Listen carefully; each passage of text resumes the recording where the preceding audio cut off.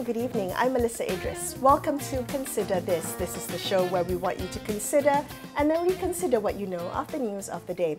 The latest report by Khazanah Research Institute, which is titled The Financialisation of Our Lives, Values and Trade-offs, helps to shed light on how financial systems, which were initially designed to fuel economic growth, is now fueling household debt. So as we explore the proliferation of financial schemes like buy now, pay later, I'd like you to ask yourself tonight, how do modern financial practices affect your daily life and your financial health? Joining me on the show to discuss this further are the authors of the aforementioned report, Dr Suraya Ismail, Director of Research at Khazanah Research Institute, and Shereen Hishamudin, who is a Senior Research Associate at KRI. Thank you both for joining me on the show. What a report this is. It's full of information, but full of kind of thought-provoking questions about the way financial systems affect our daily lives. It made me think, I have to admit. I'm curious to begin to know, and maybe we can begin our conversation there, what was the catalyst behind this report? What did you want to investigate? What was your interest in exploring the relationship between financial systems and household behaviors? Oh, thank you.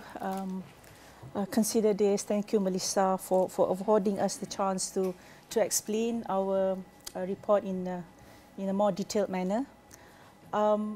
The motivation for this report is basically from looking at how developed countries, we started looking at developed countries, how finance have played a very a priority, a higher role than just finance for a productive economy, but it has its own life. It has grown into its own industry, and it's self-serving industry. So we see that happening in Anglo-Saxon economies, in Europe, and we saw the aftermath of that, which is the global financial crisis, where it went into the housing subprime mortgages. Now we then ask the question, is Malaysia going there? Are we at risk of being financialized? So we started looking at macro data. So we saw that in Malaysia, our financial services has contributed to about 11.7%, nearly 12% of GDP. But in terms of bank assets, as of a share of GDP, in 2020, is roughly 150% of GDP.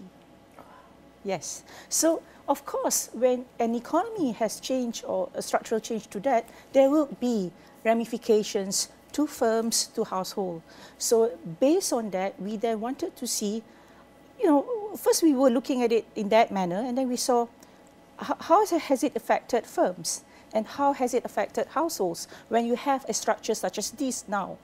And we saw that at the level of firms, this interest in just maximizing shareholder value, shareholder option. And we look at in terms of for labor, for people who work in the same firm as well, wage has been stagnating.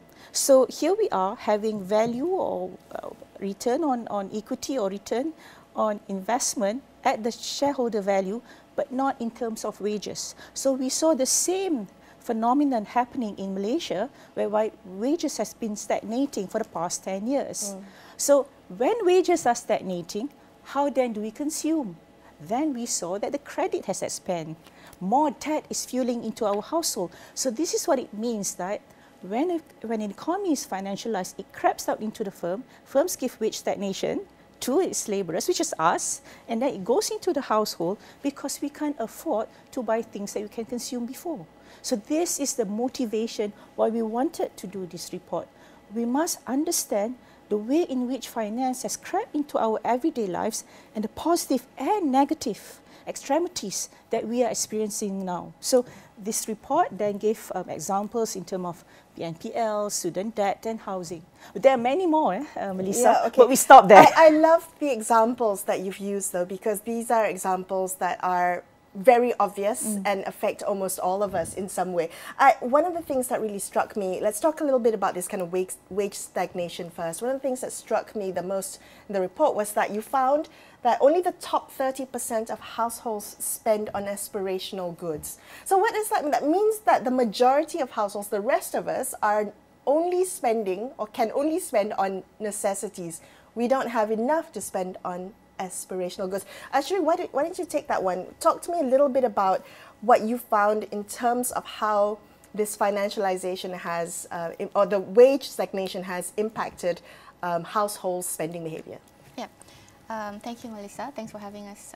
So, in our report, we actually analysed what we call the expenditure space of households, so that we can gauge the well-being of households. So what we found was that over the span of 2009 to 2019, over the 10-year period, was that there's been some changes in terms of household consumption. But typically, they consume mostly things within the food, clothing, and household utensils category. What this means is that on the backdrop of wage stagnation, and then when you look at household debt numbers, which is high, that households are consuming basic necessities and suspiciously using debt to finance these consumption items. So to us, that's very worrying. And if you look at the more macro numbers, total loans by household sector in the banking system have consistently grown over the years, surging from about 300 billion ringgit in 2006 to about 1,200 billion in 2023. So what this really means is that, you know, households are fueling their consumption through debt. Yeah. Dr. Suraya, what are the most concerning trends you've observed in the ways in which financialization has changed, is changing financial behaviors of households? Oh, so the thing is, as Shereen mentioned, when you start buying things with debt, it gives you the false impression as if you actually have more money because your cash is with you, but you use other credit items, BNPL or other personal loans to buy daily necessities. So this brings if I may speak in Malay, so during my time, what we normally do is kita simpan dulu baru beli, but the culture of BNPL, which is buy now, pay later, has permeated our society, whereby we feel that it's okay to buy now because, you know, maybe we don't have to think about tomorrow. I don't understand that, but that the culture or the social norms that credit has put upon us. And that's not a good culture to lead your life. Okay. How is buy now, pay later different? Because, you know, we understand that this is a financing option that allows for someone to maybe split the cost of a purchase into kind of smaller installments. This is not new. This is not a new financial instrument. You know, we see this credit cards, we see this bayaran, ansuran, and all of that. But why is BNPL on your radar as a concerning consumption trend? That's a good question. So the first part of it, how it's different from the more traditional credit lines, is that, so previously, if you recall, back then, they would offer these types of credit to people who would want to buy household items. If you recall, companies like Courts, Mammoth and stuff. You know, you could buy furniture, yeah, correct, I remember that. or washing machines and things like that. And these are typically larger value items, and they're usually the loans, quote unquote, that are offered for these items are usually of a longer period, and they usually undergo credit checks to an extent. So there is some kind of safeguard in terms of, but even so, the interest rates on those are extremely high. I think back in 2014, one of our reports, the State of Household reports, looked at this form of loans, and the interest, the effective rate was actually in the double digits. What you're actually paying for. So BNPL, on the other hand, typically they're smaller value items and they're shorter in duration. So normally you would see BNPL schemes of between 3 to 6 months. I think now you do see some that are slightly longer. So what the risk there is that people tend to take on multiple BNPL loans, and they're not monitored as well. So in a month, for example, you could be committed to however many number of loans.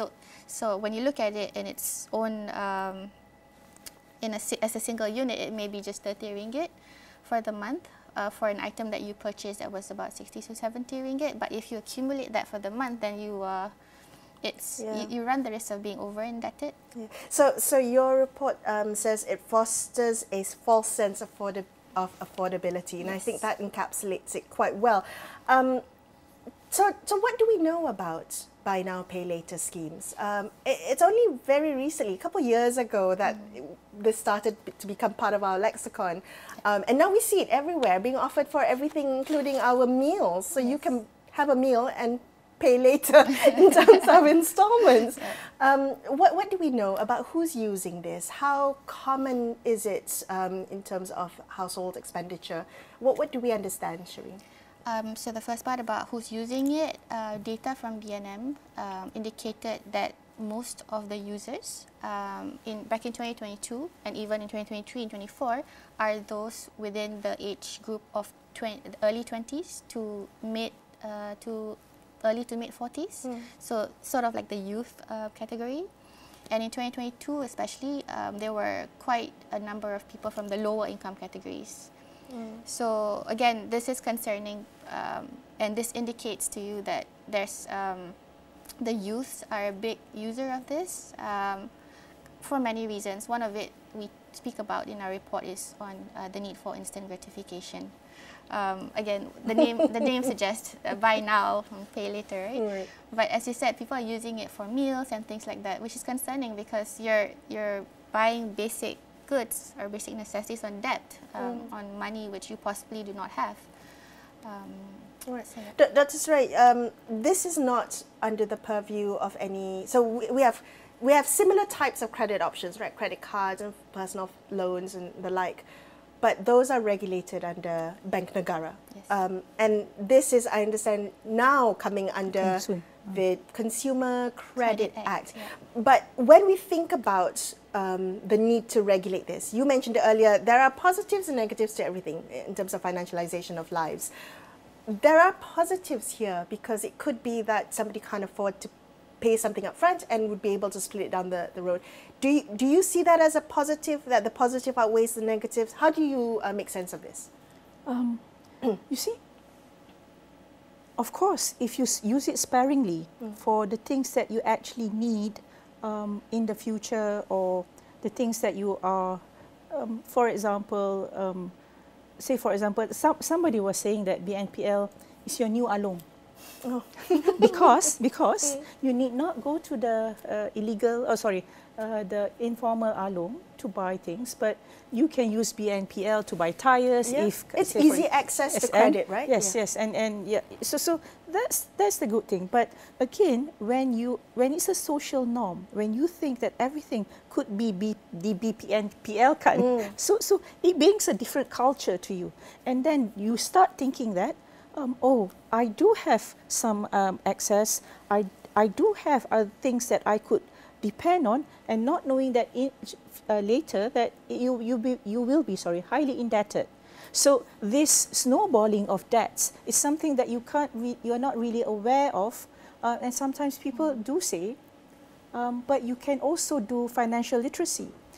You can also make consumers be very aware that they shouldn't buy too much.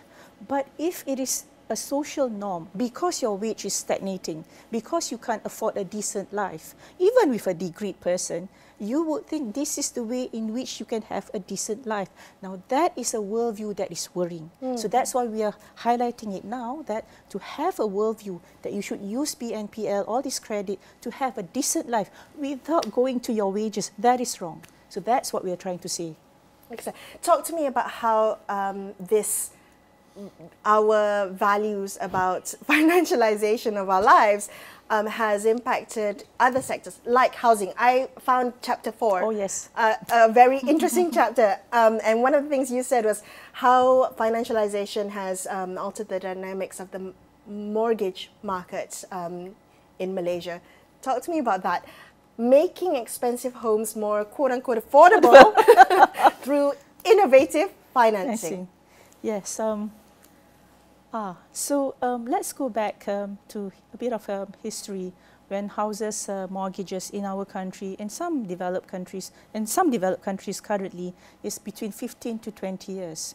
When was that, Dr. Suraya? In the 80s. In the 80s? In our country. Mortgages in Malaysia were 15 to 20 years. Yes. And the house prices, was much lower. And that keeps houses affordable to all income strata, not just one group. So my parents bought a house mortgaged for maybe 15 to 20 years. Yes, you would have. And that house would be about 300, 350, or your parents would be around 80,000. Right. And I'm buying houses mortgaged to the hilt to 30 years. Yes. For the rest of my life, I'll be paying my mortgage. Yes. And you think that's normal? Yes. I think that's normal because that's the only option that I've been presented. See, this is how you've been financialized, Melisa. Okay. Tell me. Because you think that taking loans for 30 years is the norm. During our parents' time, they would think it's outrageous to have loans up until 30 years because for them, before you retire, you should have paid off all your loans. Because what is a country if not for citizens to enjoy a decent life? You can't be having a loan up until even 50 or 60 years old. How did we get here? How did we get from having 15-year mortgages to 30-year mortgages in the span of a generation? What has happened? House prices went up. Okay. Too much, too rapid. So when house prices went up too high, too rapid, and at the same time, it's not just the property developers, it's also us as society. Most homeowners want house prices to go up because they think when they cash in, when they sell it, it's an asset. So it's a value system. It's a value system. I always ask my mother, because she's very angry with me wanting house prices to go down. Then I ask her, when you buy your house at 390,000, a terrace house landed, if you want house prices to go up and you say, oh, 800,000 is what I want to sell my house now after 20 years. But consider this. If, for example, someone wants to have, or you want to give that money to your children and you want them to have the same house for 390, you won't get it. So 800,000 doesn't bring any value to any of your children because house prices keep on going up. So you should compare 390, the types of decent living you had, with how much more do you need for that sort of house. So if you yourself want house prices to go up, it's detrimental to society. But this mentality is being facilitated by finance. So you have wage stagnation. There is a gap in what your wage is and what the house prices is. And then therefore, the financing science sector comes in and they would give you, so you can't afford 3,000 a month for your house, which is 800,000. Oh, let's extend the tenure to 35 years or 30 years. And therefore, you think it's quote-unquote affordable. But if you really count the effective rate and how much you're paying, it's a lot. It's so expensive. It's a mind-boggling number, and you think, that's how much I'm paying for a house. That's one bit of the chapter. The second bit of the chapter is the sell and build system. This is another problem in our country. Anybody who's bought a new build, they would always have this problem of, say for example, the house is project terbengkalai and therefore I can't get my house, but the banks want me to continue with my loan. The finance system is not on the consumer side. The finance system is saying that if you buy a house, sell and build, it's a development, it's a charge. Meaning at any time that project goes into failure or disruptive or it can't be continued, you don't get anything. So the financialization has even made all home buyers prospective as taking the commercial risks of construction projects. So when a construction project is delayed or just kaput disrupted, kaput, gone kaput, the buyers, the consumers, us, hold will all never get the risk. Yes, the risk of, and we have to pay that mortgage without getting the house, without getting the land.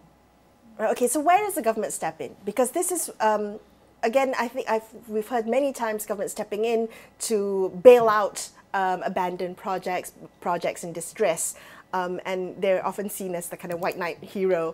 But do you agree that this is the role of the government? How can the government ensure that there is affordable housing without having to resort to these financing options? Stop, sell and build.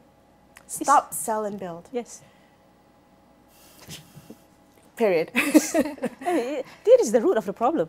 Why would you want to suddenly salvage something which is systematically what are wrong? the consequences if Malaysia were to stop, sell and build and go to a build and sell model? Things would be better. What consequences? Talk me through the consequences of that. First of all, the working capital for that project will be borne by the developer, not consumer. So that's already a huge commercial risk taken away from us. And this is not something that is a novelty item. All countries in this world practice build and sell. And they use their own, these firms use their own working capital, their own retained profits to support these projects. And then they sell. Now, one can say that, oh, this will push up the price because they're using their own capital. But even if it push up a price a bit, or however the percentage is, you will get a house that you can see. You will know that whether this is something that's cracks in the building or not. You can actually see the product. But again, I've also asked this to some of my younger colleagues, which I gave the same example. Your price might go up a bit. And the first thing they say is that, no, we want house prices that's very low. And again, this is where the social norms is, I don't mind being a risk taker, an investor, because that's how society is. It has permeated into our culture system that it is okay to buy a house without seeing it. Can you imagine how odd that is for any other country? But for us, that is considered the norm. I don't know any other way to live, Dr. Suraya. I have to say, you're making me question my values now.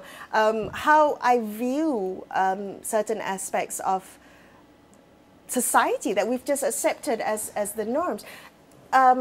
Shereen, talk to me about what you would like to see change in terms of social norms when it comes to the way we purchase things, we approach debt, household debt, and our own sense of affordability of what we can afford. Yep. Thank you, Melisa. I think with BNPL or with just purchases of goods, whether it's basic goods especially, but also with aspirational goods, is that it is important for one to spend within their means, meaning to say you should not be purchasing goods with money that you don't currently have.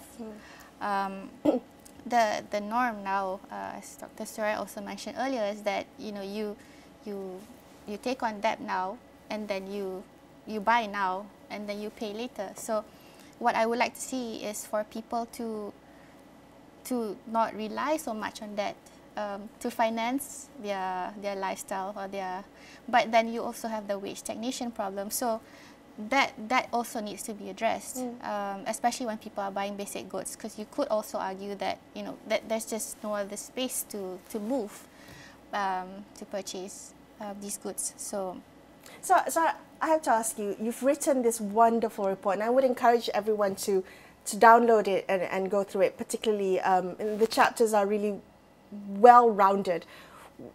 What did you hope to spark or to get out of putting out this report? But the look at the way we consume and we fund our consumption. What were you hoping to ignite out of this report?